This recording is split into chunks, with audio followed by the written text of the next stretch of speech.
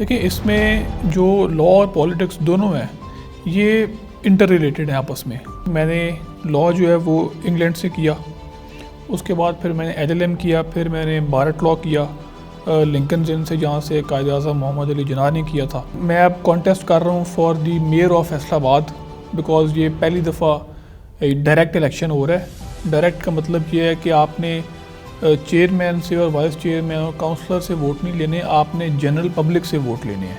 ताख़ीर जो है ना वो आला अदलिया में नहीं है, जो है मतहत अदालतें जो है ना, जो सिविल कोर्ट्स हैं, आपकी जो सेशन कोर्ट्स हैं, वहाँ पर ही ज़्यादा लोगों के मुकदमात हैं, तो वहाँ पे बैकलॉग ऑफ केसेस बहुत ज़्यादा है।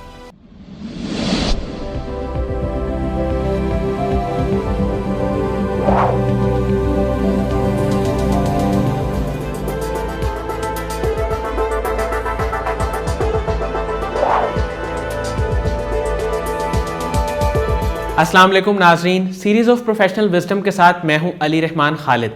आज जो मेहमान हमारे साथ मौजूद हैं वो बाय प्रोफेशन एक बैरिस्टर हैं, इसके साथ साथ वो एक स्ट्रगलिंग पॉलिटिशियन भी हैं। इनका ख्वाब है कि ये पॉलिटिक्स की फील्ड में आएँ और फैसलाबाद जो कि इनका अपना इलाका है उसे सर्व करें। इनके विजन में 3 चीज़ें शामिल हैं। एक तो ये सेवरेज के निज़ाम को बेहतर बनाना चाहते हैं, मेडिकल फैसिलिटीज़ को ईज़िली अवेलेबल करना चाहते हैं, और पार्किंग का सिस्टम जो कि इनके मुताबिक फैसलाबाद में इतना ठीक नहीं है, ये इन तीनों चीज़ों को बेहतर करना चाहते हैं। आइए इनसे मिलते हैं और जानते हैं कि मज़ीद इनके क्या क्या इंटरेस्ट हैं और किस तरह ये अपने काम को बेहतर करना चाहते हैं। बहुत बहुत शुक्रिया आदिल रफ़ी चीमा साहब, आपकी तशरीफ़ आवरी का। सर, सबसे पहले तो मुझे ये बताइएगा कि आप 2 प्रोफेशंस में इस वक्त हैं, एक तो पॉलिटिक्स और लॉ। इसके पीछे आपका विज़न क्या था और आपका मिशन क्या है? बहुत बहुत शुक्रिया आपका। और देखिए, इसमें जो लॉ और पॉलिटिक्स दोनों हैं ये इंटर रिलेटेड है आपस में, इनमें कुछ ज़्यादा फ़र्क नहीं है। तो सबसे पहले तो मैं आपको बता दूं कि मैंने लॉ जो है वो इंग्लैंड से किया, उसके बाद फिर मैंने एलएलएम किया, फिर मैंने भारत लॉ किया लिंकन जिन से, जहाँ से कायदे आज़म मोहम्मद अली जिन्ना ने किया था। माशाल्लाह। और मैं पिछले तकरीबन 5-6 साल से प्रैक्टिस कर रहा हूँ। I am a practicing barrister. लेकिन इसके अंदर मैं समझता हूँ कि पॉलिटिक्स मैंने बाय चॉइस पॉलिटिक्स में मैं आया हूँ। ठीक है। और मैं अब कॉन्टेस्ट कर रहा हूँ for the mayor of Faisalabad, because ये पहली दफ़ा डायरेक्ट इलेक्शन हो रहा है। डायरेक्ट का मतलब ये है कि आपने चेयरमैन से और वाइस चेयरमैन और काउंसलर से वोट नहीं लेने, आपने जनरल पब्लिक से वोट लेने हैं। तो मेरे ख्याल में ये एक चांस है कि इसमें यंग लोग और जो समझते हैं कि उनका एक मिजाज मिलता है सियासत से, वो लोगों में कंफर्टेबल फील करते हैं, वो इरिटेट नहीं होते, लोग बैठे रहें, अपने मसाइल डिस्कस करें, अपने मसाइल के हल के लिए बात करें, तो उन लोगों के लिए ये एक बेस्ट चांस है। क्योंकि ये डायरेक्ट इलेक्शन है, इसके अंदर आपका जो मैनिफेस्टो है, आपका जो विजन है, उसमें आप एक जो है ना खुल के लोगों को बता सकते हैं कि व्हाट यू स्टैंड फॉर। और लॉ जो है उसके अंदर देखें, आप ऐसा प्रोफेशन है, वैसे तो हर प्रोफेशन ही अगर आप दयानतदारी से करें और नेक नीति से करें तो वो इबादत है, ऐसे ही। तो लेकिन वकालत के अंदर क्योंकि एक साइल का आपने मौक़िफ़ पेश करना है मोअज़्ज़ज़ अदालत के अंदर, ठीक है, तो अगर आप पूरी दयानतदारी से, ईमानदारी से, मेहनत से आप ब्रीफ को प्रिपेयर करके अदालत में उसका मौक़िफ़ पेश करते हैं, तो फ़ैसला तो जो भी है वो जज साहब ने उसको कानून को देखना है, फैक्ट्स को देखना है, फिर उनका डिस्क्रेशन है, उन्होंने करना है। तो ये एक आपकी इबादत है। और दोनों इंटरलिंक्ड इसलिए हैं कि इसमें आपका डायरेक्ट ताल्लुक़ लोगों के साथ है। आपने उनके मसाइल, किसी को प्रॉब्लम होएगी तो वो लॉयर के पास आएगा ना, और सियासत के अंदर भी किसी को कोई ना कोई इशू होता है तो वो पॉलिटिशियन के पास जाता है। तो मैं तो समझता हूँ कि मेरे लिए ये दोनों फील्ड्स हैं और ये कोई नई चीज़ नहीं है, बिकॉज़ दोनों को आप कैरी कर सकते हैं। ठीक है। कायदे आज़म बैरिस्टर थे, प्रैक्टिसिंग बैरिस्टर थे, और पॉलिटिक्स भी करते थे। फिर अभी एतजाज़ अहसन साहब हैं, अभी तक कर रहे हैं, पॉलिटिक्स भी करते हैं, लॉयर भी हैं। और अभी आज़म नज़ीर तारड़ साहब है, जिनके साथ मैंने तकरीबन 2-2.5 साल प्रैक्टिस की है हाई कोर्ट्स में, और बहुत कुछ सीखने को मिला है। बहुत अच्छे उस्ताद हैं, तो वो भी साथ पॉलिटिक्स में भी हैं। सर, बहैसियत बैरिस्टर आप माशरे की प्रॉब्लम्स को कैसे देखते हैं? ख़ास तौर पे अगर इंसाफ की फराहमी की बात करूं तो उसमें जो ताख़ीर होती है उस पर आप क्या कहेंगे? देखिए, इसमें ये बिल्कुल आपकी ठीक बात है, क्योंकि ताख़ीर जो है ना वो आला अदलिया में नहीं है। ठीक है। जो है मतहत अदालतें जो है ना, जो सिविल कोर्ट्स हैं, आपकी जो सेशन कोर्ट्स हैं, उसके अंदर जो इंटरफेथ है और जो लिंक होता है, जहाँ पे आम शहरी और कानून, जहाँ पे रियासत का जो कानून है वो प्ले में आता है, वो सिविल कोर्ट्स हैं। वहाँ पर ही ज़्यादा लोगों के मुकदमात हैं। आला अदालतों में तो बहुत कम लोगों के मुकदमात पहुँचते हैं अपीलों के अंदर। तो वहाँ पे बैकलॉग ऑफ केसेस बहुत ज़्यादा है कि बहुत जजेस की तादाद थोड़ी है और केसेस जो हैं वो बहुत ज़्यादा हैं। इसके अंदर एक जुडिशल पॉलिसी बनी हुई है, लेकिन उस पर अमल दरामद अनफॉर्चुनेटली नहीं हो रहा। इसके अंदर हमारी पाकिस्तान बार काउंसिल है। हम यंग लॉयर्स तो बिल्कुल इस पे उनको कहते भी हैं बार बार और कोशिश भी कर रहे हैं। इसके अंदर जो एक बड़ी अच्छी डेवलपमेंट हुई थी वो ये थी कि जस्टिस आसिफ सईद खोसा साहब जो थे, जो CJP थे पाकिस्तान, उन्होंने मॉडल कोर्ट्स बनाई थी। मॉडल कोर्ट्स जो हैं वो 3 माह में फ़ैसला करती हैं और मैक्सिमम 6-7 माह से ऊपर मुकदमा नहीं जाता। तो वो एक बड़ा जो है ना वो एक बहुत अच्छा स्टेप है और उसमें लोगों को इंसाफ भी मिल रहा है। लेकिन उसमें कुछ कैटेगरी ऑफ केसेस हैं। फॉर एग्जांपल कुछ सिविल केसेस हैं, मेनली फैमिली केसेस हैं, फैमिली डिस्प्यूट्स हैं, वो उसमें जाते हैं। कुछ हद तक क्रिमिनल केसेस भी जाते हैं, लेकिन बहुत कुछ होना बाकी है, क्योंकि नीचे जो है वो आप ठीक फरमा रहे हैं कि इसमें है। दूसरे नंबर पे मैं एक चीज़ खुद ऐड करना चाहूँगा कि जो हमारे यंग लॉयर्स हैं उनकी ट्रेनिंग नहीं है। क्योंकि लॉ जो प्रोफेशन है, इसके अंदर शुरू में आप अर्निंग का नहीं सोच सकते। शुरू में आपने सिर्फ सीखना होता है। किसी भी सीनियर के साथ आपने ऑब्ज़र्व करना होता है कोर्ट रूम में और आपने उसके साथ सीखना होता है। तो इसमें जब हम यंग लॉयर्स जब हम शॉर्टकट्स लेते हैं ना फॉर क्विक अर्निंग, और शुरू के अंदर ही हम जब वी वांट क्विक रिजल्ट्स, उस वक्त फिर काम ख़राब होता है। हम फिर गलत मुकदमे भी पकड़ते हैं जो बनते नहीं हैं। हम लोगों को सही एडवाइस भी नहीं कर पाते, क्योंकि हम 2 तरह सोच रहे होते हैं। एक हम सोच रहे होते हैं अर्निंग की वजह से पॉइंट ऑफ, दूसरा हम सोच रहे होते हैं मुकदमे के ऊपर। लेकिन जो हमारी अर्निंग वाली साइड है वो हमारा जो है वो हमारा हैवी हो जाता है साइल को सही एडवाइस देने के ऊपर। सर, पाकिस्तान की सियासत को आप किस नज़र से देखते हैं? देखिए, इसका जो सियासत का जो पाकिस्तान का सियासी जो इमेज बना हुआ है ना, वो तो बहुत गलत है। कि अगर एक आम बंदा कहे ना जी मैंने पॉलिटिक्स करनी है, तो उसके माँ बाप भी उसको रोकेंगे, उसके दोस्त अहबाब भी उसको रोकेंगे, उसकी इमीडिएट फैमिली में उसके बीवी बच्चे हैं वो भी उसको रोकेंगे। वो कहेंगे कि भाई ये कौन से काम पे लग गए हो, ये कामों में से कोई काम है करने वाला। लेकिन जिस तरह आपकी सिविक ड्यूटी है ना वोट कास्ट करना, इसी तरह politics is the first duty of a citizen. Because politics ने आपकी इकोनॉमी की, आपकी मुल्क की, आपकी शहर की पॉलिसी को ड्राइव करना है पॉलिटिशियंस ने।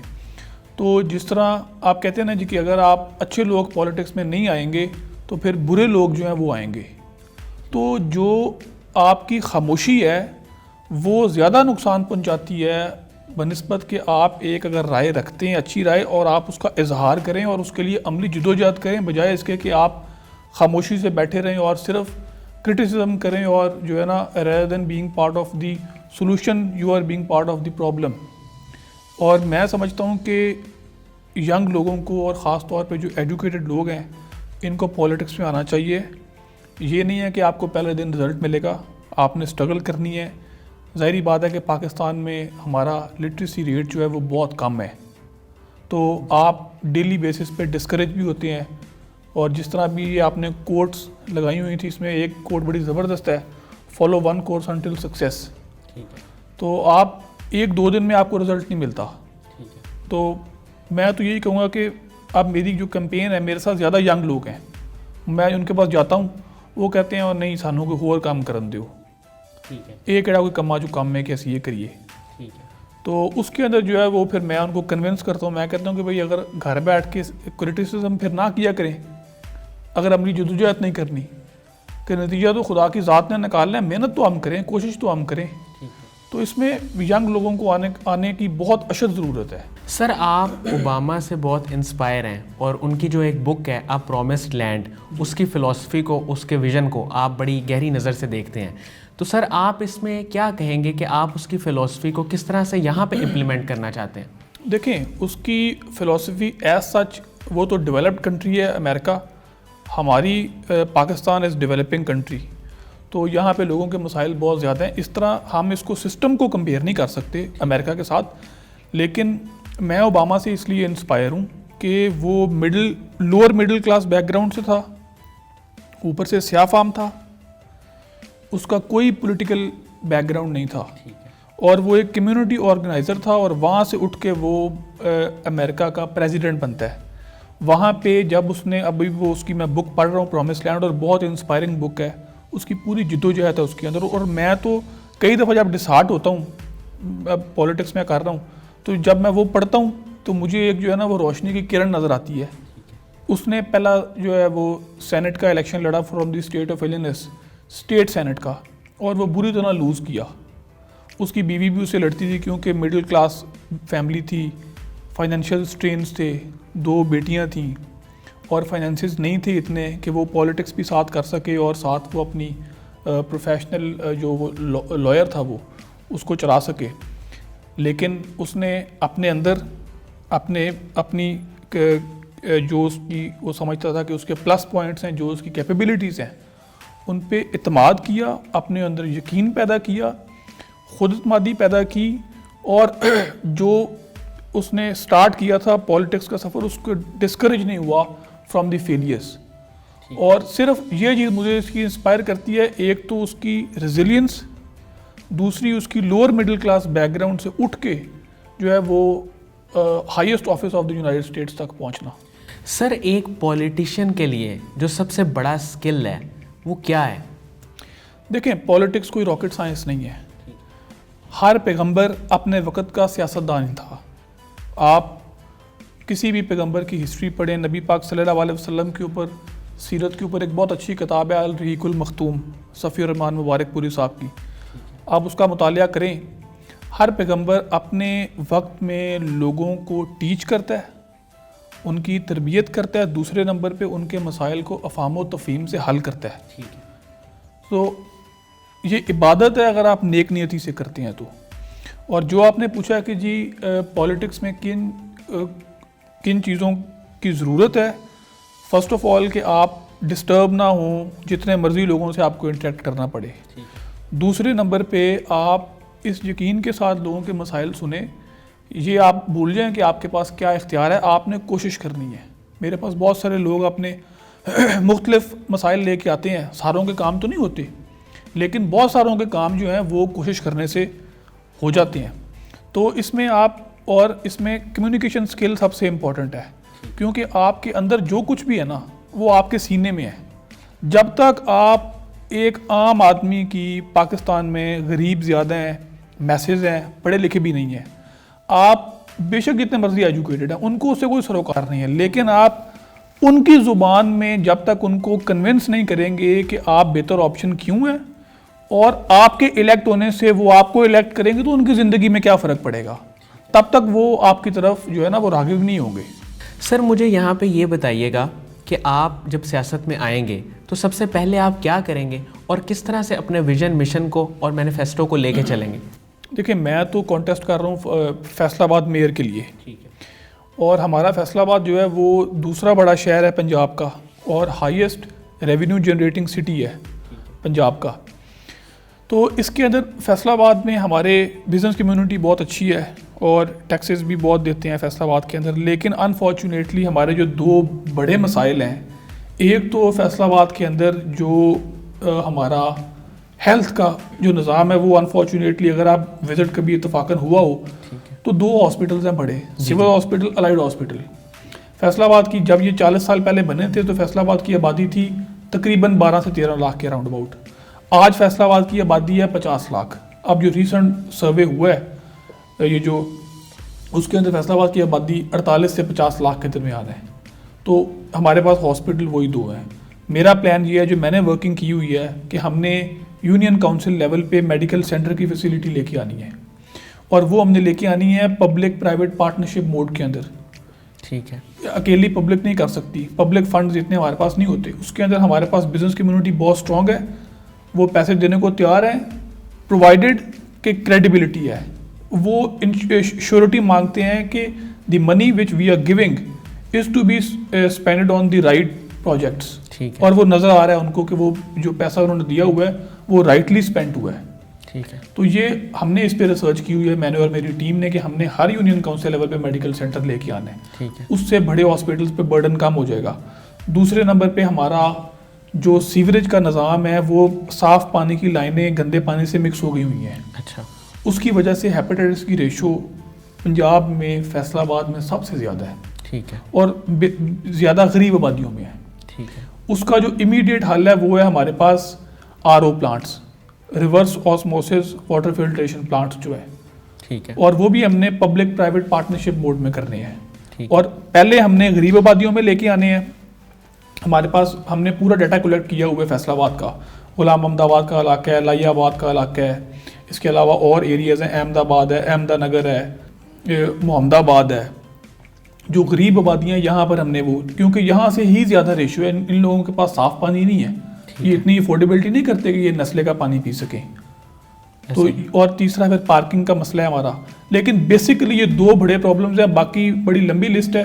लेकिन अगर मैं समझता हूँ कि ये दो इशू अगर हम इस पे डिलीवर कर गए तो फिर मैं समझूंगा कि सियासत में आने का हक अदा होगा। ठीक है सर, कासिम अली शाह साहब से आप वाकिफ़ हैं, उनके काम से, उनकी किताबों से, उनके बारे में क्या कहेंगे? देखें, कासिम अली शाह साहब का बिल्कुल मुझे गायबाना तारुफ है और मैं इस बात से भी आगाह हूँ कि ये जो फाउंडेशन वो चला रहे हैं, इसके अंदर मैं कहना चाहूँगा कि जो है ना कैरियरिज्म तो बहुत ज़्यादा है। हर बंदा अपने आप को पुट फॉरवर्ड करता है, लेकिन शाह साहब जो हैं ये यंग लोगों के अंदर एक करैक्टर बिल्डिंग और यंग लोगों को एक डायरेक्शन दे रहे हैं। वो डायरेक्शन इस सेंस में दे रहे हैं कि लोगों को पता नहीं होता कि हमने क्या करना है, लोगों को ये नहीं पता होता कि सही क्या है, गलत क्या है, और फिर लैक ऑफ मोटिवेशन बहुत होती है, ख़ास तौर पे यंग लोगों के अंदर। ठीक है। तो कासिम अली शाह साहब जो है बहुत अच्छा काम कर रहे हैं इस लिहाज से कि ये यंगस्टर्स को एक तरबियत साजी का काम है कि आप जब उनको मोटिवेट करते हैं, आप जब उनको अच्छे जो आपके पास अपना इल्म है, जो पर्ल्स ऑफ विजडम है, जब वो आप शेयर करते हैं तो वो इल्म बढ़ता है, कम नहीं होता। एक ये इल्म ऐसा समुंदर है कि जो शेयर करने से बढ़ता है, कम नहीं होता। तो मैं समझता हूँ कि इबादत से कम ये काम नहीं है, बहुत ज़बरदस्त काम कर रहे हैं। बहुत बहुत शुक्रिया आदिल रफ़ी चीमा साहब आपकी तशरीफ़ आवरी का।